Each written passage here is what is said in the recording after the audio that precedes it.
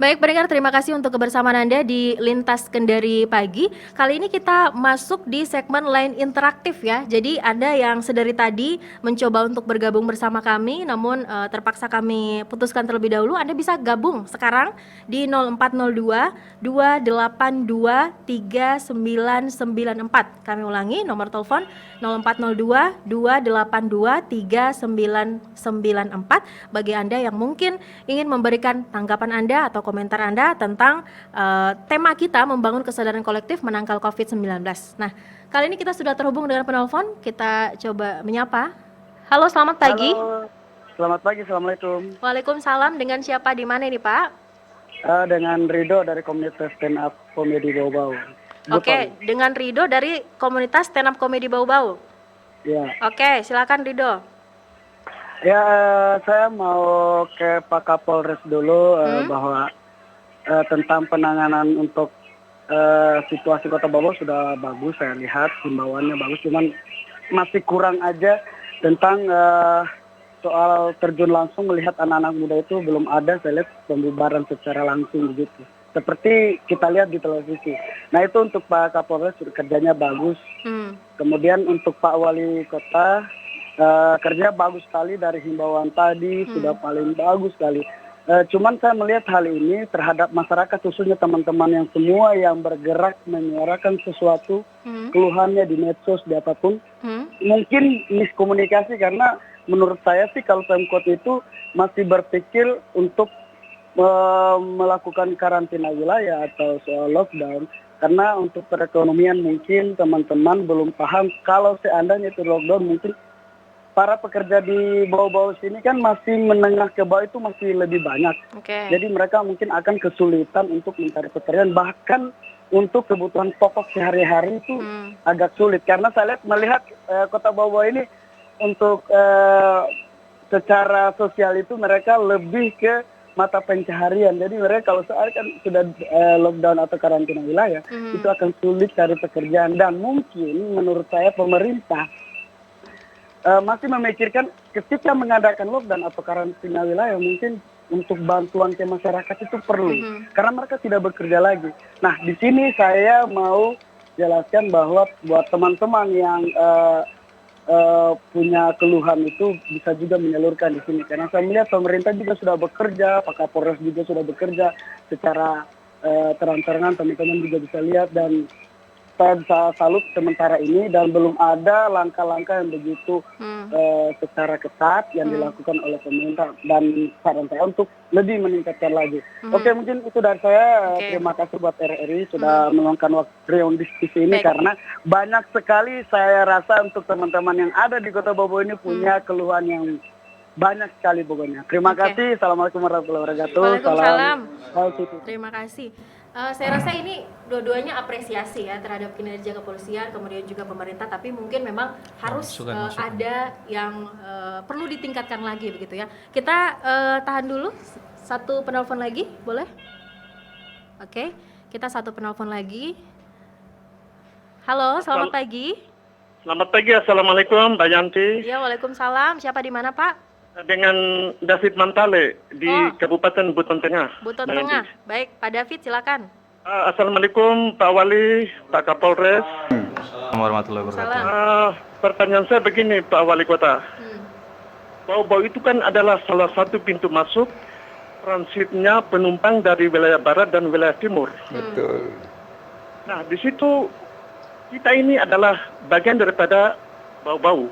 Betul. Artinya mencakup Sekepulauan Buton. Pertanyaan saya Pak Wali, apakah Pak Wali sudah berkoordinasi dengan kepala-kepala daerah yang berada di cakupan Kepulauan Buton ini? Karena ini memang dirasakan juga setiap ada kapal penumpang yang datang di daerah saya ini, resah juga ini Pak Wali. Mungkin saya minta tanggapan dari Pak Wali, mudah-mudahan jauhkanlah penyakit corona dari tanah Buton ini. Amin. Demikian itu saja Mbak Yanti. Assalamualaikum warahmatullahi wabarakatuh. Waalaikumsalam warahmatullahi wabarakatuh. Baik, kita cukupkan dulu untuk dua penanya ini ya. Mungkin ada tanggapan dulu dari tadi, ada apresiasi dari pendengar kita, Rido ya, dari komunitas stand up comedy. Ternyata mereka perhatiannya tentang penanganan atau pencegahan penyebaran COVID-19 ini cukup tinggi juga gitu ya. Ada yang ingin disampaikan mungkin Pak Kapolres? Ya. Terima kasih Mas Rido, saya kenal nih. Mas Rido ini yang punya otot nih. Stand up tapi ini ototnya bukan kaleng-kaleng. Bukan kaleng-kaleng. Terima kasih Mas Rido dan pemirsa lainnya untuk himbauan-himbauan yang sudah kita laksanakan. Memang terus-menerus kita selalu update dan kita laksanakan secara masif, tidak hanya secara visual, verbal, tapi kita juga menggunakan media-media sosial. Dan saya juga apresiasi atas masukannya. Pembubaran yang kita laksanakan ini belum maksimal. Saya kira kalau melihat masyarakat sekarang ini di bawah-bawah, apakah ini sebuah apresiasi yang positif atau harus menjadi introspeksi ya. Saya kira kalau pembubaran yang harus dengan cara pemaksaan, pembubaran dengan harus dengan cara kekerasan, ini memang tidak kita lakukan. Bukan tidak kita lakukan, belum kita lakukan. Kenapa? Karena kita melihat bahwa masyarakat sekarang ini dengan didatengin, dengan bunyi sirine, dengan diberikan pengumuman melalui V8 alat komunikasi kita yang suaranya menggelegar itu, mereka sudah pulang dengan sendiri ya, terus kita harus bubarkan bagaimana? Nah, memang itu salah satu pembubaran kita dan ini saya kira perlu diapresiasi. Artinya masyarakat kita ini perlu sentuhan-sentuhan saja, perlu sentuhan-sentuhan saja dengan cara-cara himbauan dan pembubaran ini sudah cukup mereka sudah bisa menerima tanpa harus dengan cara-cara yang melakukan penegakan hukum yang secara represif gitu ya. Kalau misalnya nih Pak, saya begitu sebagai warga, kemudian saya melihat ada perkumpulan yang tidak berfaedah lah begitu ya. Boleh tidak saya datang untuk melaporkan gitu supaya dibubarkan oleh pihak keamanan? Sangat boleh sekali. Sangat boleh sekali. Selama ini kita malah justru banyak selain kita namanya patroli kita kan penuh dengan keterbatasan ya. Kita sudah melaksanakan pasti tiap hari kita melaksanakan kegiatan. Tapi kan ini kan kucing-kucingan. Dan tempatnya kan juga di tempat yang gelap-gelap gitu kan. Nah, jadi partisipasi masyarakat ini yang sangat kita butuhkan dan selama ini hampir 80% kegiatan pembubaran kita itu informasi awalnya dari masyarakat. Melalui grup-grup WhatsApp yang saya ikutin, anggota ikutin, itu banyak sekali masukan-masukan dari masyarakat dan saya sangat berterima kasih. Artinya ya kita juga akan sangat responsif lah, setiap informasinya pasti akan kita tindak lanjuti gitu. Baik, Pak Tamrin, apa yang ingin disampaikan nih? Tadi sudah diapresiasi oleh pendengar kita, apa yang ingin disampaikan kepada dia? Pertama terima kasih Dinda Rido ya sudah mengikuti perkembangan lah terkait dengan adanya kumpul-kumpul. Itulah tadi seperti dijelaskan Pak Kapolres, lebih diutamakan dulu kesadaran sebetulnya, karena biar juga kalau didatangi baru dibubarkan secara represif kan tidak elok juga. Kita ini kan kebersamaan, jadi himbauan-himbauan dengan perasaan, dengan kebersamaan. Jadi diharapkan juga adik-adik, aktivis atau teman-teman ya sudah kalau reda-reda dulu lagi corona ini baru kumpul-kumpul. Kita senang bersenda-gurau bersama-sama. Tapi jangan di wilayah sekarang ini karena masih rentan. Yang pertama, yang kedua, kota bau-bau kita tidak mengambil kebijakan lockdown tidak. Karena memang itu akan memutus mata rantai pencaharian dan sebagainya. Sekarang saja mata rantai itu memang terganggu sesungguhnya. Tetapi kaitannya dengan misalnya kebutuhan pokok. Kebutuhan pokok kita sudah dalam rapat-rapat, saya sudah undang Bulog, distributor, semua untuk menghindari jangan penumpukan, kemudian memastikan tersedianya barang-barang di pasaran, khususnya seperti beras, ya, bahkan beras, telur, minyak dan lain-lain sebagainya. Hanya gula yang masih langka, tapi kita sudah usahakan. Nah, tapi intinya itu semua kita kalau mengenai pengadaan beras supaya juga tidak kumpul-kumpul di pasar, saya sudah minta Bulog itu untuk mendrop di kelurahan. Lurah mendata siapa mau beli beras apa sekian. Nah, kemudian masukkan ke Bulog, dia drop ke sana supaya tidak berbondong-bondong juga di pasar, juga tidak berbondong-bondong ke kantornya Bulog. Semua datang ke sana kan. Jadi lagi kumpul. Kalau tidak antarakan di sana nanti di kantor lurah dibagi per RT. Jadi tidak ada konsentrasi massa. Intinya ini kan kita bukan menghalangi masyarakat untuk apa? Tetap intinya ini adalah menghindari kumpul-kumpul, kontak-kontak person atau yang dengan istilahnya itu tadi physical distancing itu. Begitu. Baik. Oke, ini berikutnya juga pertanyaan dari Pak David di Buton Tengah tadi. Mungkin ini ada juga kaitannya dengan yang akan saya tanyakan ke Kapolres tentang bagaimana nih pengawasan dari orang luar yang mau masuk ke kota kita. Dari Pak Tamrin dulu, Pak Wali dulu. Silakan. Pengawasan dari, ya benar seperti saya katakan tadi, bau-bau ini pintu. Kita ini kalau bicara bau-bau tentu bicara Buton. Karena berangkat dari sejarah, dari budaya, dari riwayatnya, Buton ini satu kesatuan utuh. Ya, jadi terkait dengan, nah tentu apapun juga acuan kita adalah SOP. Bagaimana caranya kita, kemarin ada datang beberapa, ada dari Buton Tengah, ada Buton, ya malah Buton Selatan dia datang jemput orangnya. Nah, jadi saya kira peranan masing-masing otoritas pemerintah itu tetap terkait dengan tadi apakah saya ini pernah mengundang kepala daerah, pernah. Minggu lalu saya undang semua kepala daerah, saya undang resmi. Iya. Nah, tetapi kepala daerah tidak ada yang datang. Yang datang sekda-sekdanya. Saya yang duduk sendiri jadi kepala daerah di sana. Nah, tetapi kita juga tidak menyesalkan itu, cuma intinya sudah saya lakukan. Itu dalam rangka saat itu kita kan bau-bau ini dijadikan, ada keputusan bau-bau ini menjadi rumah sakit umum rujukan.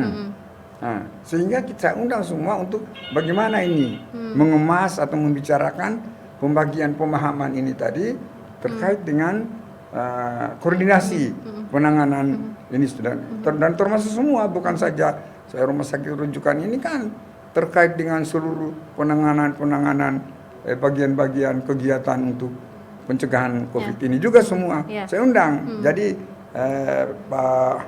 Pak David ya, saya sudah saya undang semua. Jadi pertanyaan Pak David tadi di Buton Tengah sudah dijawab ya, artinya dari Pak Wali Kota semua juga sudah melakukan upaya Wakatobi, itu gitu ya. Buton Tengah, Buton Selatan, dengan apa lagi itu? Buton. Dengan Buton ya, 4, 5 dengan Kota Bau-Bau, kita rapat. Baik. Satu penelpon lagi ya Pak ya, ini sepertinya pendengar kita ini sangat menggebu-gebu nih untuk bergabung. Satu penelpon lagi kita coba menyapa. Halo, selamat pagi. Assalamualaikum, selamat pagi Bu. Ya, selamat pagi, dengan siapa? Aisyah. Oh, Aisyah di mana Bu Aisyah? Ada di seputaran Salatiga. Oh ya, silakan. Langsung ke intinya ya Bu ya. Iya. Yang saya mau tanyakan ini untuk mungkin mewakili juga warga Kota Bau-Bau mengenai masih banyak anak-anak muda yang di pinggir jalan kan nongkrong-nongkrong. Pas lewat polisi sembunyi.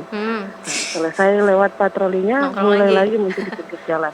Terus terkait lagi masalah kan saat ini kan tadi malam lagi heboh karena Kota Kendari itu lockdown daerahnya selama 3 hari. Banyak warga Bau-Bau yang beranggapan bahwa itu juga berada di Kota Bau-Bau. Kurangnya informasi itu disampaikan kepada pemerintah bahwa sebenarnya Kota Bau-Bau belum ada larangan untuk keluar rumah. Larangan untuk keluar rumah. Apakah itu nanti akan ada larangan ataukah tetap kita berjalan seperti biasa? Kalau untuk tindakan mengenai pemerintah dan juga kepolisian sudah baik dalam mensosialisasi ataupun melakukan tindakan pencegahan, tetapi baiknya harus lebih intensif lagi karena harus lebih ditingkatkan lagi karena kan masyarakat ini masih banyak yang nakal ya, tidak mau mematuhi peraturan, apalagi memakai masker, jangan keluar rumah, apalagi yang tidak penting. Ibu Aisyah, kami sudah dapat ya tangkap maksud Anda. Waktu kami terbatas. Terima kasih Bu ya. Baik. Assalamualaikum.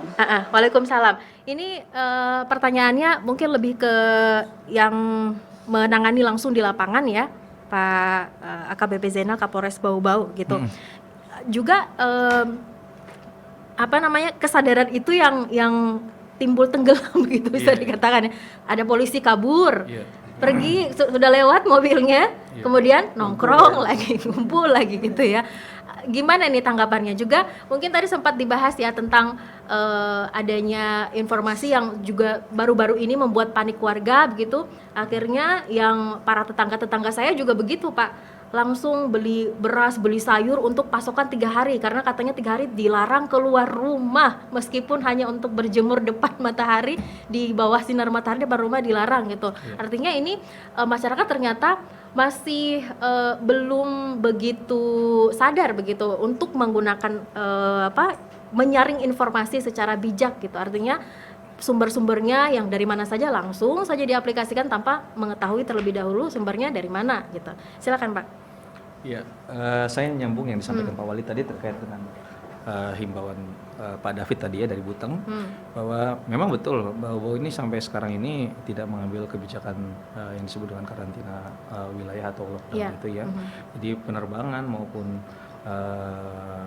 kapal yang bersandar itu masih bisa melaksanakan aktivitas. Namun saat ini sudah dengan sendirinya sudah sangat minim sekali frekuensinya. Tapi potensi kerawanan itu masih tetap ada karena mereka kan pengunjung yang dari luar-luar wilayah gitu ya, masyarakat yang luar wilayah baik mau masuk atau keluar dari wilayah Buton ini sendiri. Apa saja yang dilaksanakan? Nah, sesuai dengan SOP masing-masing ya, job disk masing-masing dengan dikoordinir oleh gugus tugas. Kita berkoordinasi juga dengan Syahbandar, Pelni, Dinas Kesehatan, BPBD. Ini kita ya dengan seluruh kepala dinas ya di bawah komando Pak Wali. Kita melaksanakan pertama pendataan secara valid penumpang ini. Bahkan penumpang yang harusnya biasanya kalau turun dari kapal itu hanya 10 menit bubar langsung gitu, ini agak sedikit lama karena mereka harus didata dari mana, kemudian tujuannya kemana ya. Setelah itu nanti akan ditindaklanjuti oleh para surveillance ini. Nah, terus kemudian dilakukan penyemprotan baik itu barang-barangnya maupun orangnya, sehingga tidak ada virus-virus yang melekat dalam tubuhnya ya, terus kemudian membawa ke kampung halamannya. Terus kemudian diukur suhu tubuhnya juga, itu sudah dilakukan sebagai ini. Dan yang penting adalah mereka semua itu masuk dalam kategori ODP yang harus dipantau. Dan bagaimana caranya untuk supaya tertib? Saya melihat langsung bahwa para petugas-petugas relawan-relawan yang di wilayah dengan dinas kesehatan ya, dari mulai tingkat kecamatan semua berjalan dengan maksimal, didampingi oleh Babin Kamtibmas. Setiap hari kalau kami melihat laporannya itu sangat luar biasa. Rumahnya didatengin satu-satu, orangnya nggak ada dicari. Kalau orangnya keluar disuruh pulang gitu. Ya kita ya nggak sampai mengambil kebijaksanaan harus dirantai gitu ya, tapi dengan kesadaran itulah kita harapkan orang itu mengkarantina atau mengisolasi dirinya sendiri.